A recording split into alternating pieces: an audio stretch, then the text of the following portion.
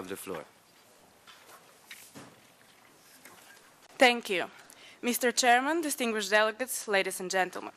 Today I have the honor and responsibility to address you as the Bulgarian Youth Delegate to the 62nd session of the General Assembly. The year 2007 has been very special for Bulgarian youth. The accession of the European Union opened up numerous possibilities of mobility, education and job opportunities. It is also the first year when Bulgaria has sent its youth delegates to the UN. The drive of the Bulgarian youth to express our vocal concerns in front of the present honorable forum is a manifestation of our determination to be recognized as equal partners in the decision-making process for policies regarding the well-being of society as a whole and youth in particular. Mr. Chairman, let me first draw your attention to the most pressing issue at hand: how to guarantee the effective participation of youth in the global economy given all the challenges that confront us today. The World Programme of Action on Youth suggests the following main strategies, among others. First, attainment of educational level commensurate with youth aspirations, and second, access to employment opportunities corresponding to youth abilities. Unfortunately, after more of a decade since the adoption of WPA, today's reality is still far from reaching those goals. Unemployment has become one of the biggest challenges for global youth. As the SG report on follow-up of the WPA elaborates, 1 of every 3 youth in the world is either seeking but unable to find work, has given up searching for one, or is working under the poverty line of $2 per day.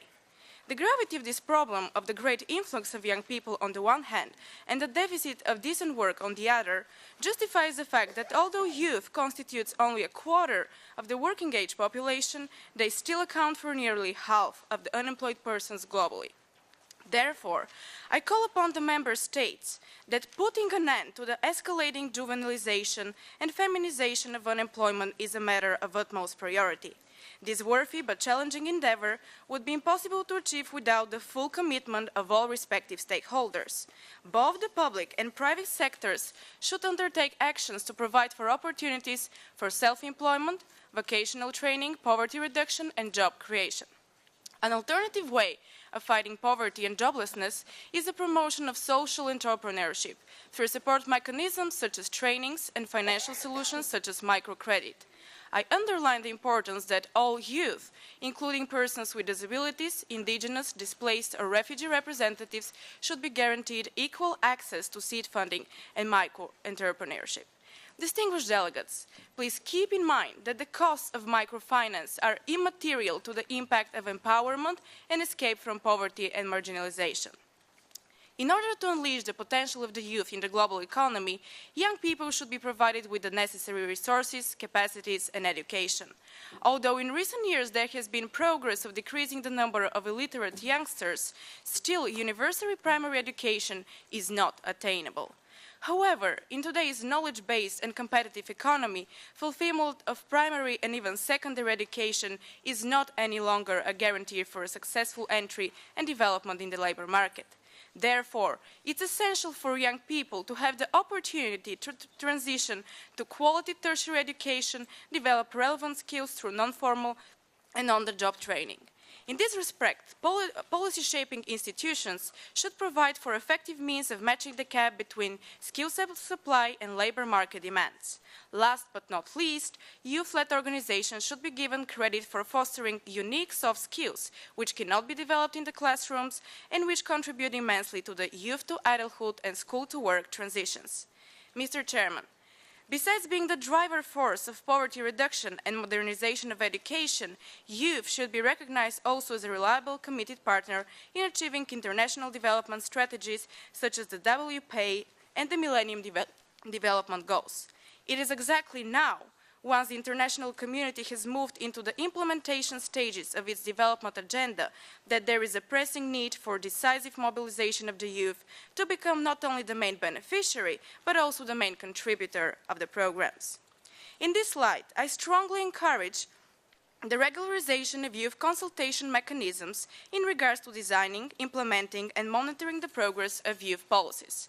An indicative example of how the youth ownership of policies contributes to enhance sustainability of development is the creation of the consultative group which assists the youth employment network in bringing about decent and full employment for youth under the MDG framework. We, the Bulgarian youth, have expressed on numerous occasions our determination to contribute constructively to the global policy shaping processes. A recent example was the submission of numerous recommendations about national strategies under WPA triggered by the 2004 Toolkit report of Making Commitments Matter. Distinguished delegates, a society's potential for progress is judged by its capacity to incorporate youth contributions in building our common future. Therefore, we, the young people, call upon all governments to include youth representatives in their delegations to the United Nations. Eradication of the obstacles preventing active engagement of youth should be a responsibility of the international community.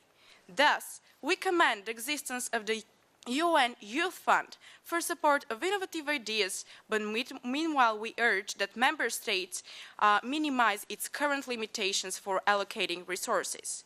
We strongly encourage responsive businesses, for example, members of the Global Compact Initiative, along with non-governmental and governmental organizations, to actively support the empowerment of youth delegates, as well as to facilitate other forms of youth participation. In conclusion, I want to share with you a personal dream of mine. I have a dream.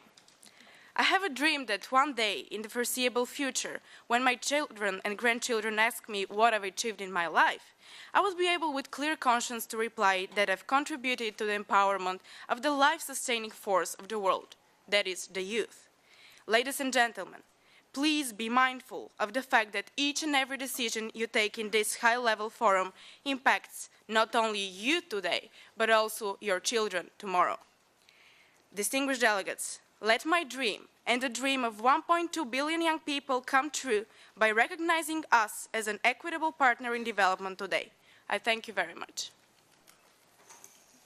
I thank the distinguished youth representative from Bulgaria for her very informative statement and also for sharing her dream with all of us, which I'm sure we have taken due note of. It is now